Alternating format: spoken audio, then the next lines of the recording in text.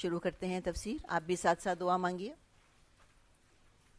نحمدہ ونصلی علی رسولہ الکریم. اما بعد فاعوذ باللہ من الشیطان الرجیم. بسم اللہ الرحمن الرحیم. رب اشرح لی صدری ویسر لی امری واحلل عقدۃ من لسانی یفقہوا قولی.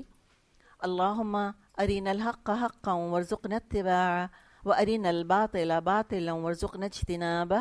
آمین یا رب العالمین. سورۃ البقرہ آیت نمبر 230. ذکر طلاق کا چل رہا ہے. 2 طلاقوں کی باتیں آ چکی جن کو کہ ہم ڈسکس کر چکے. ایک طلاق دی، عدت کے اندر رجوع کر لیا، ایسی طلاق کو طلاق رجعی کہا جاتا ہے. یا دوسری طلاق دی اور عدت کے اندر رجوع کر لیا، اس کو بھی طلاق رجعی کہا جاتا ہے. را جیم عین یا یہ ہوا کہ پہلی طلاق دی، عدت گزر گئی، رجوع نہیں کیا. یا دوسری طلاق دی، عدت گزر گئی، رجوع نہیں کیا. تب یہ طلاق کیا ہوتی ہے؟ بائن. بائن کا مطلب ہوتا ہے جدائی، الگ الگ ہو گئے میاں بیوی. اب تو یہ 2 طلاقوں کا ذکر کیا گیا. اب یہاں جو بات آ رہی ہے، اب یہ کس کی آ رہی ہے؟ ہم نے کیا بات کی؟ گن میں کتنے بلٹس ہیں؟ طلاق کی گن میں کتنے بلٹس ہیں؟ 3. کتنے خرچ ہو گئے؟ 2 خرچ ہو گئے. زندگی میں 2 دفعہ طلاق پروناؤنس کر دی. اب یہ فائنل بلٹ کی بات کی جا رہی ہے، اور وہ کیا؟ فَإِن طَلَّقَهَا. پھر 2 بار طلاق دینے کے بعد شوہر نے عورت کو تیسری بار طلاق دے دی. کلیئر؟ 3rd طلاق ہو گئی. اب اس طلاق کو کیا کہا جاتا ہے؟ کیا یہ رجعی ہے؟ نہیں ہے. کیا یہ بائنہ ہے؟ نہیں ہے. یہ مغلظ ہے. میم غین لام ظا، مغلظ. یہ طلاق مغلظ ہے. کیا اس میں عدت میں رجوع کر سکتا ہے شوہر؟ بتائیے. کیا عدت گزرنے کے بعد نکاح کر سکتا ہے؟ نہیں کر سکتا. مغلظ ہو گئی ہے. اس کا ذکر ہے تیسری طلاق کا. فَإِن طَلَّقَهَا. پھر اگر 2 بار طلاق دینے کے بعد شوہر نے عورت کو تیسری بار طلاق دے دی، فَلَا تَحِلُّ لَهُ مِن بَعْدُ. تو وہ عورت اس کے لیے اب حلال نہیں ہوگی. ہاں، ایک کنڈیشن ہے، اتفاقی واقعہ. وہ کیا ہے؟ حَتَّى تَنْكِحَ زَوْجًا غَيْرَهُ. یہاں تک کہ اس کا نکاح کسی دوسرے شخص سے ہو. فَإِن طَلَّقَهَا. اور پھر وہ اس کو طلاق دے دے. جان بوجھ کے پری پلانڈ یا بس ایکسیڈنٹل؟ ایکسیڈنٹل. پری پلانڈ ہو سکتا ہے. کیا حلالہ کروایا جاتا ہے؟ نہیں کروایا جاتا. حلالہ ہو جاتا ہے. وہ سچویشن، حالات ایسے بن جاتے ہیں جو خود بخود بن جاتے ہیں، ان کو حلالہ کہا جاتا ہے. تو فَإِن طَلَّقَهَا. تو پھر اگر وہ اس کو طلاق دے دے، فَلَا جُنَاحَ عَلَيْهِمَا. تو پھر اب ان دونوں پر، یعنی جو پریویس ہسبینڈ اینڈ وائف تھے، کوئی ان پہ گناہ نہیں ہے. أَن يَتَرَاجَعَا. کہ پھر یہ آپس میں رجوع کر لیں. کب؟ پھر دوبارہ سے یہ کھیل کھیلنا ہے، پھر ایسے کرنا ہے کہ پھر جائیں اور بسیں، پھر جھگڑنا شروع کریں، پھر وہی اپنی پرانی عادتیں لوٹ کر آ جائیں، چاہے وہ شوہر کی غلط عادتیں ہوں یا بیوی کی غلط عادتیں ہوں. پھر ایک تکلیف دہ عمل سے گزاریں اپنے آپ کو بھی اور اپنے متعلقین کو بھی. نہیں، پہ یہ نہیں کریں. اگر سیریس کاؤنسلنگ ہو گئی ہے، سیریس الحمدللہ اپنا انٹروسپیکشن کر لیا ہے، مل جل کے فیصلہ کر لیا ہے کہ اچھا ٹھیک ہے، اب ہم اچھی طرح زندگی گزاریں گے، ہم ان فیکٹرز کو دوبارہ سے نہیں زندگی میں آنے دیں گے جس کی وجہ سے طلاق ہوئی تھی، تو پھر وہ رجوع کر لیں. یہی بات فرمائی. ان ظنا ان یقیما حدود اللہ. اگر وہ یہ دونوں خیال کرتے ہیں کہ وہ اللہ کی حدود کو قائم کر سکیں گے، اللہ کی حدود کا خیال کر سکیں گے.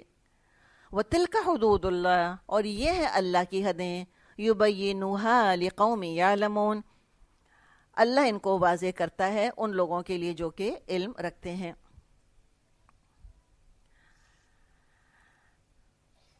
تو لہٰذا یہی بات کہی گئی ہے کہ اب نکاح کر لیا، اب دوبارہ ہوش کے ناخن لیں، اچھی طرح زندگی گزاریں، ماضی کی غلطیاں نہ دہرائیں.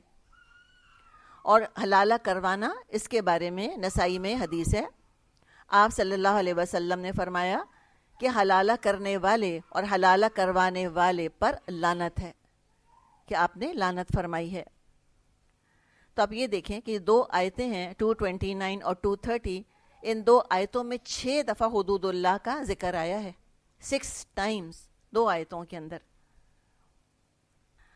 اب آگے فرمایا، اچھا اب یہ جو بیچ میں ذکر کس کا آ گیا؟ 3rd طلاق کا۔ اب جو ہم آیت 231 پڑھ رہے ہیں، اس آیت میں پھر ذکر کس کا آ رہا ہے؟ پہلی طلاق یا دوسری طلاق، یہ اس کا ذکر ہے۔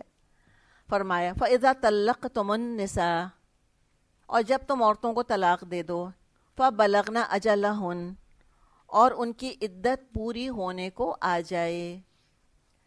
یعنی عدت پوری ہونے کو آ جائے سے کیا مطلب ہوگا یہاں پر؟ کہ بس ابھی تیسرا حیض جو ہے وہ آنے والا ہے، ٹھیک ہے نا، تو عدت پوری ہو جائے گی، قریب قریب وقت آ گیا ہے۔ تو اگر ان کی عدت پوری ہونے کو آ جائے تو کیا کرو؟ فَأَمْسِكُوهُنَّ بِمَعْرُوفٍ أَوْ سَرِّحُوهُنَّ بِمَعْرُوفٍ، تو یا تو بھلے طریقے سے ان کو روک لو یا بھلے طریقے سے رخصت کر دو۔ بھلے طریقے سے روکو یعنی کہ پھر جیسے کہ ایک اچھا رشتہ نبھنا چاہیے اس طرح رشتے کو نبھاؤ، تنگ مت کرو ان کو۔ اور اللہ کس سے کون، اچھا یہ بتائیں خطاب کون کر رہا ہے؟ کون کہہ رہا ہے؟ اللہ۔ کس سے کہہ رہا ہے؟ شوہروں سے کہہ رہا ہے۔ کس کی بہاف پر؟ تو یہاں ولی کون ہے عورت کا؟ اللہ ولی ہے۔ اللہ نے تو یہاں بھی عورت کو بغیر ولی کے نہیں چھوڑا، اللہ آن ہر بہاف اللہ بات کر رہا ہے۔ اتنا آنر ہے، اتنی عزت ہے۔ آپ دیکھیں کورٹ کچہری میں لا کر کٹہرے میں عورت کو نہیں کھڑا کیا کہ تم مقدمہ خود لڑو اپنا، اس سے کہا کہ نہیں تم فکر نہیں کرو، I'll talk on your behalf۔ کتنی اللہ تعالیٰ نے آنر کے ساتھ اور عزت کے ساتھ عورت کا معاملہ جو ہے وہ مردوں کے سامنے پیش کیا ہے۔ تو وہ کس سے ڈیل کر رہے ہیں یہاں مرد؟ عورت سے کہ اللہ سے؟ اللہ سے ڈیل کر رہے ہیں۔ سوچ لیں کس سے ڈیل کر رہے ہیں، سوچ لیں کہ کون ہے یہاں پر اس عورت کے پیچھے؟ اللہ ہے۔ تو کہا کہ یا تو بھلے طریقے سے روک لو یا سرحوہن بمعروف، یا چھوڑ دو، جانے دو بھلے طریقے سے۔ تو بھلے طریقے سے جانے دو سے کیا مطلب؟ کہ الزام تراشیاں مت کرو، جھوٹے جھوٹے الزام نہیں لگاؤ، یہ مت کہو کہ بد کردار تھی، یہ مت ایسی باتیں کرو، یہ مت کہو کہ بد زبان تھی۔ اور اگر اللہ نہ کرے تھی بھی، اگر اس میں خرابیاں تھیں بھی، تھی بد کردار، تھی بد زبان، کوئی مسئلے تھے، تو لوگوں کے آگے علم نشرہ کرتے نہیں پھرو، یہ معروف طریقہ نہیں ہے۔ تو شوہروں کو منع کیا کہ کوئی ایسی بات نہیں کرنا جو معروف کے خلاف ہو۔ معروف کیا ہے؟ جو فطرت بھی مانتی ہے انسان کی کہ اچھی بات ہے، اور جو شریعت بھی مانتی ہے کہ یہ اچھی بات ہے، دونوں کو ملا کر ہم معروف کہتے ہیں۔ بیوی رہی ہے تمہاری، ہو سکتا ہے تمہارے بچوں کی ماں ہو، اللہ کا نام لے کر تم نے اس کو اپنی بیوی بنایا تھا، جیسے کہ حدیث میں آتا ہے، خاص طور پہ حجۃ الوداع کے خطبے میں جو آپ صلی اللہ علیہ وسلم نے فرمایا تھا کہ اپنی بیویوں سے اچھا سلوک کرو، تم نے اللہ کا نام لے کر ان کی شرمگاہ کو اپنے لیے حلال کیے، تو اتنی بڑی تم نے ذمہ داری لی تھی۔ اب اگر ٹھیک ہے حالات ایسے ہو گئے کہ تعلق جو ہے وہ نہیں نپ پا رہا، تو اور کریلے کو اور نیم چڑھا تو مت کرو۔ اور ہمارے یہاں ہوتا ہے یہ عام طور پہ، وہ الزامات کی بوچھاڑ شروع ہوتی ہے ایک دوسرے کے اوپر، اور جیسے شوہر کو منع کیا گیا کہ تم معروف طریقے سے جانے دینا، وہی حکم عورت کے لیے بھی ہے۔ طلاق اگر اس کو مل گئی ہے یا خلا اس نے لے لیا ہے، تو اب لوگوں کے آگے برائی نہ کرتی پھرے اپنے شوہر کی، ایک ایک پول نہ کھولے اس کا۔ یہ اخلاق اللہ سکھا رہا ہے ہم کو کہ طلاق دینے والے کا اخلاق کیسا ہوتا ہے، طلاق لینے والی کا اخلاق کیسا ہوتا ہے۔ اور آپ کے خیال میں معاشرہ کیا کرتا ہے ہمارے ہاں جب پتہ چلتا ہے کسی کی طلاق ہو گئی ہے؟ تو بتائیے، ہم تو فیکٹ فائنڈنگ مشن پہ روانہ ہو جاتے ہیں کہ کسی ایک کی تو غلطی نکال کر ہی چھوڑیں گے، پتہ تو چلے کہ کس کا قصور تھا۔ ابھی سورہ عذاب آئے گی انشاءاللہ تعالی۔ زینب اور زید کی طلاق ہو گئی۔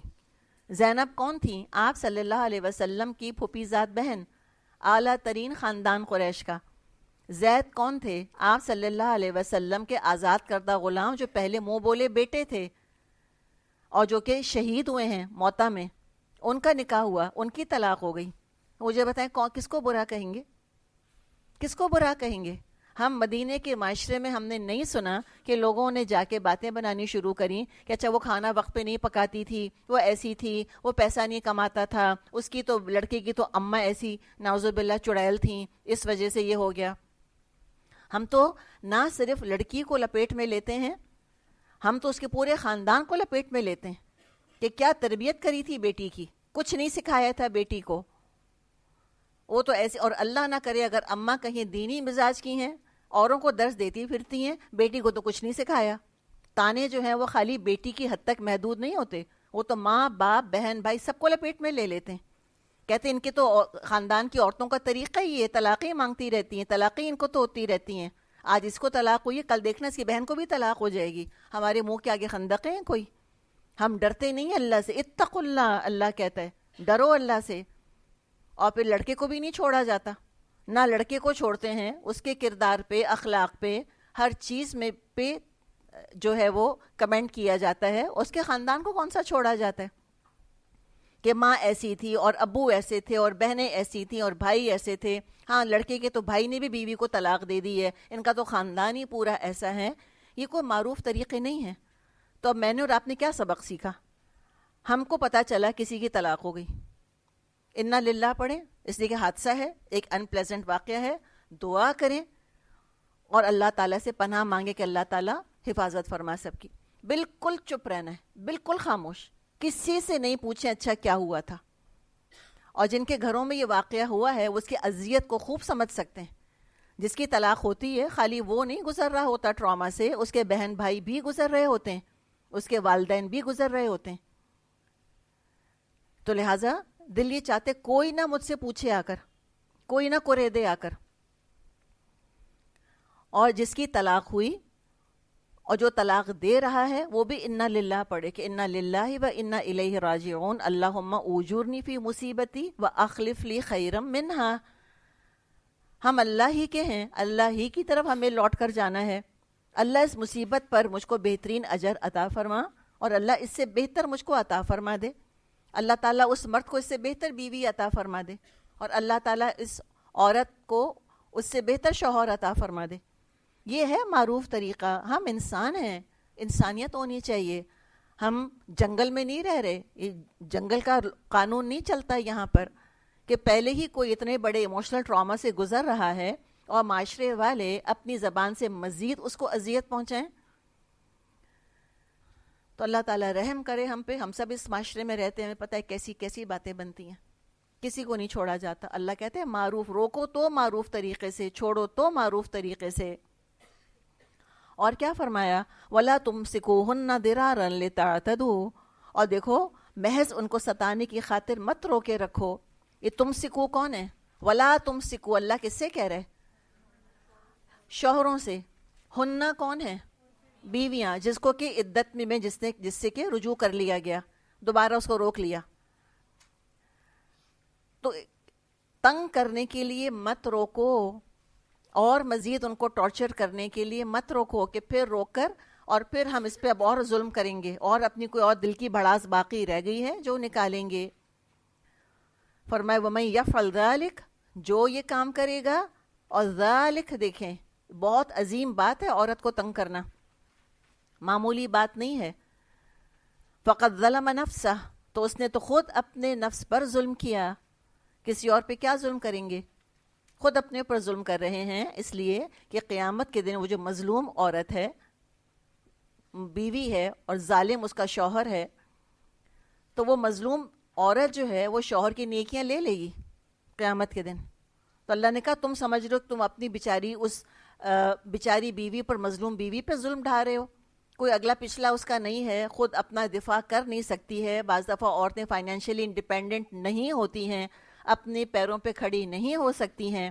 شوہر کو پتہ ہوتا ہے کہ میری محتاج ہے، بات بات پہ تانا دیتے ہیں کہ میں کھلا رہا ہوں، میں پہنا رہا ہوں، میں یہ کر رہا ہوں. یہ کوئی رجولیت ہے؟ مجھے بتائیں رجال کہا تھا اللہ نے، الرجال علیہن درجہ.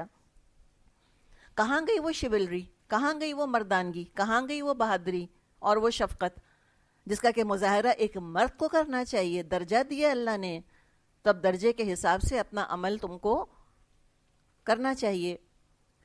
تو اس عورت پہ کیا ظلم کرو گے؟ کہا کہ فقط ظلم نفسہ، وہ تو خود اپنے نفس پہ ظلم کر رہے ہیں، تو وہ تو نیکیاں لے لے گی قیامت کے دن۔ پھر بھی ظلم کا بدلہ پورا نہ ہوا تو عورت کے گناہ مرد کے اعمال نامے میں ڈال دیے جائیں گے اور اس مرد کو جہنم میں پھینک دیا جائے گا۔ آپ صلی اللہ علیہ وسلم نے فرمایا ہے کہ مظلوم کی بد دعا سے بچو، وہ سیدھی عرش پہ جاتی ہے۔ اور یہ حقیقت ہے کہ عورت مظلوم رہی ہے، اس پہ ظلم ہوا ہے۔ اسلام نے پورا زور لگا لیا ہے کہ عورت پر ظلم نہ ہو، اور پورا زور لگا لیا ہے کہ مرد پر ظلم نہ ہو۔ بہت ہم دعا کیا کریں اللہ تعالیٰ مجھ کو ظالم ہونے سے بچا لے۔ اور فرمایا مزید اگر اب بھی بات سمجھ نہیں آئی تو اور سن لو، وَلَا تَتَّخِذُوا آیَاتِ اللَّهِ هُزُوًا، اللہ کی آیات کا کھیل مت بناؤ، تماشا نہیں کرو ان چیزوں کا، سنجیدگی سے لو ان کو۔ وَاذْكُرُوا نِعْمَةَ اللَّهِ عَلَيْكُمْ، مت بھول جاؤ اللہ نے کس نعمت عظمیٰ پر تم کو سرفراز کیا ہے۔ اور یہ واحد مقام ہے قرآن میں جہاں پر اللہ تعالیٰ نے مسلمانوں سے یہ بات فرمائی ہے کہ تم اللہ کی آیات کا مذاق مت بنانا۔ فرمایا وَاذْكُرُوا نِعْمَةَ اللَّهِ عَلَيْكُمْ، یاد کرو مت بھول جاؤ جو اللہ کی نعمت ہے تم پر۔ شوہر کو اللہ نے ایک درجہ دیا ہے، شایان شان عمل کرے۔ اور کون سی نعمت ہے کہ رسول اللہ صلی اللہ علیہ وسلم کی امت کا فرد ہے، گریس کا، ڈگنیٹی کا مظاہرہ کرے۔ اور نعمت کیا ہے؟ وہ جو بیوی اللہ نے دی تھی، بیوی کی نعمت اللہ نے عطا کی، تمہارا گھر سنبھال رہی ہے، تمہارے بچے پیدا کر رہی ہے، قدر کرو، عورت کا کھیل نہیں بناؤ، تماشا نہیں کرو اس کے ساتھ۔ اور یاد کرو جو نعمت اللہ نے تم کو دی، وَمَا أَنزَلَ عَلَيْكُم مِّنَ الْكِتَابِ وَالْحِكْمَةِ يَعِظُكُم بِهِ، وہ تمہیں نصیحت کرتا ہے کہ جو کتاب اور حکمت اس نے تم پر نازل کی ہے اس کا احترام کرو۔ یعنی اگر یہ طلاق کا معاملہ ہو رہا ہے تو اور زیادہ قرآن پڑھنا چاہیے، اور زیادہ حدیثیں پڑھنی چاہیے کہ قرآن نے کیا بتایا، طلاق کیسے دی جاتی ہے۔ جب طلاق کا ذکر ہے سب سے پہلے قرآن کھل جانا چاہیے، اس سے پہلے کہ طلاق امپلیمنٹ ہو یا اس کا پروسیس شروع کیا جائے، اور فوراً حدیثیں کھول کے پڑھنا شروع کر دیں کہ آپ صلی اللہ علیہ وسلم نے اس کے باب میں کیا فرمایا ہے اور کس طرح طلاق دی جاتی ہے اور یہ کیا طریقہ ہوتا ہے، وہ سب سیکھ لینا چاہیے۔ اللہ واس کہہ رہا ہے، نصیحت کر رہا ہے تم کو، یعظکم بہ واتقوا اللہ، اور اللہ کا تقوی اختیار کرو، وَاعْلَمُوا، اور جان لو، ان اللہ بکل شیء علیم، کہ اللہ کو ہر بات کی خبر ہے۔ تو قرآن اور حدیث کو بہت سیریسلی لیتے رہو، زندگی میں اس کے مطابق عمل کرتے رہو۔ خدا خوفی ہوگی، اللہ کو کھڑے ہو کر حساب دینے کا احساس ہوگا تو معاملات آسان ہو جائیں گے۔ اول تو انشاءاللہ نوبت آئے گی ہی نہیں طلاق کی، اور اگر آ گئی تو پھر معاملہ احسن طریقے سے طے پا جائے گا۔ تم اسلامی اخلاق کا، اسلامی کردار کا مثالی رویہ پیش کرو، جو کرو گے اللہ کو پتہ ہے، اللہ جانتا ہے۔ اچھا جی، اب دیکھیں آیت نمبر 232، فرمایا وَإِذَا طَلَّقْتُمُ النِّسَاءَ، اور جب تم اپنی عورتوں کو طلاق دے چکو، کون سی ہے؟ یا ایک طلاق دی، عدت گزر گئی، یا دوسری طلاق دی، عدت گزر گئی، یا تیسری طلاق دے دی۔ صحیح؟ تو یہاں طلقتم سے مراد کیا ہے؟ طلاق بائن یا طلاق مغلظ، بائن یا مغلظ، یعنی کہ اب شوہر کا رجوع کا کوئی حق باقی نہیں رہا۔ فَبَلَغْنَ أَجَلَهُنَّ، پھر وہ اپنی مدت کو پہنچ گئیں۔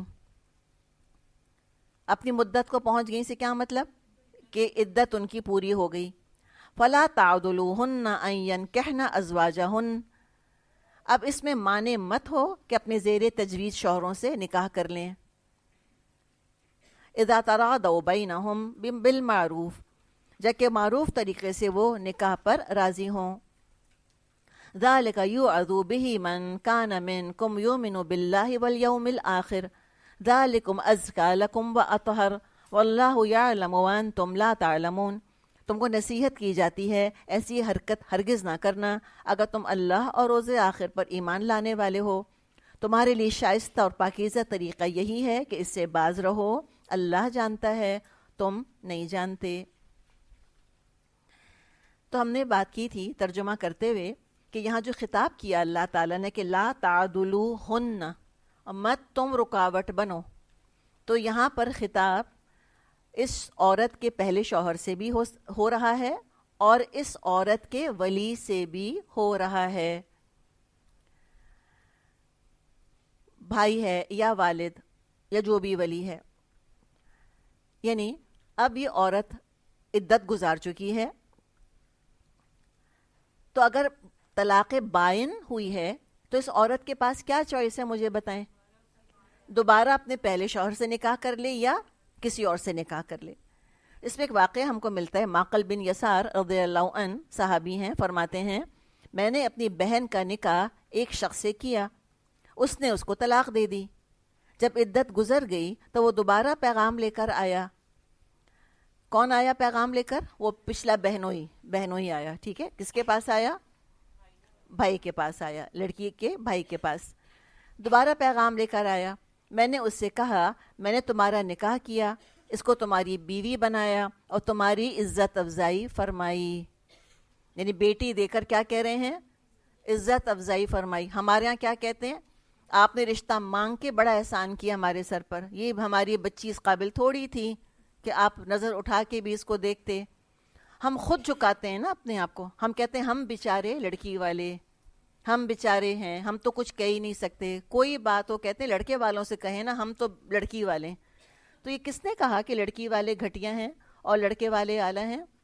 کہیں پڑھا آپ نے قرآن کے اندر؟ کہیں حدیث میں پڑھا آپ نے؟ کہیں نہیں پڑھا ہم نے. یہ سارا جو مشرکانہ مذاہب کا انفلوئنس ہمارے اوپر آیا ہے اس کے تحت ہم ایسی باتیں کرتے ہیں. تو یہ کیا کہہ رہے ہیں؟ معقل کو دیکھیں ذرا، کہہ رہے ہیں تمہاری عزت افزائی کری میں نے کہ تم کو اپنی بہن دی. پھر کہنے لگے کہ میں نے تمہاری عزت افزائی کی مگر تم نے اس کو طلاق دے دی. اب پھر تم اسے نکاح کا پیغام لے کر آ گئے. اللہ کی قسم وہ تمہارے پاس کبھی نہیں آ سکتی. ضد آ جاتی ہے نا انسان کو کہ ناقدری کری میری بہن کی، اب تو دوبارہ ہرگز بھی ہم نکاح میں نہیں دیں گے. کہتے ہیں اس شخص میں کوئی برائی نہیں تھی اور میری بہن بھی اس کے پاس جانا چاہتی تھی. تو تعدلو کون کر رہا ہے؟ عدل کون کر رہا ہے؟ رکاوٹ کون بن رہا ہے؟ بھائی کون ہے؟ ولی ہے. جی ہاں ولی ہے، یہ رکاوٹ بن رہا ہے. تو وہ بھی انہی کے لیے جانا چاہتا تھا بہن کو، بہن بھی جانا چاہتی تھی، لیکن میں مانے بن گیا. تو اللہ تعالیٰ نے اس وقت یہ آیت نازل فرمائی فلا تعدلوہن. تو میں نے کہا اے اللہ کے رسول صلی اللہ علیہ وسلم اب میں نکاح کر دوں گا. پھر انہوں نے اپنی بہن کا نکاح اس شخص سے کر دیا. بخاری میں یہ روایت موجود ہے. تو یہ دیکھیں، یہ ہے ایمان. سب روایات اپنی ضد، اپنی انا ایک طرف رکھ کر جیسے ہی قرآن کا حکم آیا تو سمعنا و اطعنا، ہم نے سنا، ہم نے اطاعت کری. یہ نہیں کہا انہوں نے کہ ہماری خاندانی روایات ایسی ہیں، قبائلی رواج کے مطابق ہم نے فیصلہ کر دیا ہے. اگر وہ اس وقت یہ بیٹھ کے ایسی باتیں کرتے معقل بن یسار کہ ہمارے قبیلے کا رواج یہ ہے اور ہمارے خاندان کا طریقہ یہ ہے، قرآن کا حکم ہے تو ہوگا، کیا مسلمان کہلانے کے حقدار ہوتے ہیں وہ اس وقت؟ تو آج سوچ لیں ذرا کہ ہم کس کو پریفر کر رہے ہوتے ہیں اپنے خاندانی معاملات میں. اور یہ بھی اچھی طرح یاد ہم رکھیں کہ اسلام صرف نماز روزہ سکھانے نہیں آیا ہم کو، یہ خاندانی معاملات میں پوری طرح سے ہمیں گائیڈ کرنے کے لیے آیا ہے. تو اسی طرح عدت گزرنے کے بعد وہ عورت کسی اور مرد سے نکاح کرنا چاہتی ہے تو ولی نہ روکے، ولی رکاوٹ نہ بنے. وہ کوئی ناک کا معاملہ نہیں بنائے کہ اچھا اگر ہماری بہن نے طلاق کے بعد ایک اور جگہ نکاح کر لیا تو لوگ ہم کو تانے دیں گے کہ اچھا بھائی کھلا نہیں سکتے تھے کہ بہن کا اٹھا کے نکاح کر دیا. نہیں، اگر وہ بہن کرنا چاہتی ہے جو کہ نیچرل چیز ہے، بالکل فطری چیز ہے یہ، تو اس کو کرنے دے. شاہ عبد القادر یہ رحمت اللہ علیہ لکھتے ہیں کہ یہ عورتوں کے ولیوں کو حکم ہے کہ اس کے نکاح میں اس کی خوشی کا خیال رکھیں، جہاں وہ راضی ہوں وہاں کر دیں، اگرچہ ولیوں کی اپنی نظر میں کوئی اور جگہ بہتر ہو۔ تو یہ ولی کی ذمہ داری ہے کہ وہ اس عورت کی مرضی کا لحاظ رکھیں۔ زبردستی کا نکاح نہیں ہو سکتا۔ ترادوا بینہم بالمعروف ہم پڑھ چکے، آپس میں دونوں راضی ہوں۔ اگر لڑکا راضی نہیں ہے تو بھی نکاح نہیں ہے، اور لڑکی راضی نہیں ہے تو بھی نکاح نہیں ہے۔ تو یہ زبردستی کی شادیاں نہیں ہو سکتی۔ یہ ظلم جو ہے نا، جو ہمارے معاشرے میں ہوتا ہے کہ لڑکی کی شادی اٹھا کر ولیوں نے کہاں کر دی؟ کہاں کر دی بتائیں؟ جی قرآن سے کر دی۔ انسانوں کو تو رہنے دیں، قرآن سے کر دی، کسی گائے سے کر دی، کسی درخت سے کر دی، ایسے بھی نکاح ہو جاتے ہیں۔ جو انسان کو شخص پسند نہیں ہے، انسان 2 منٹ نہیں بیٹھ سکتا اس کے ساتھ۔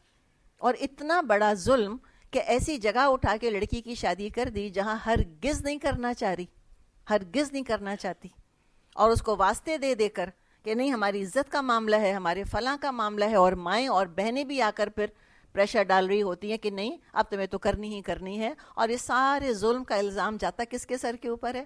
اسلام کے اوپر ہے۔ ساری اپنی روایات ہے، سارا اپنا ظلم، اور اٹھا کر نام دے دیتے ہیں اس کو اسلام کا۔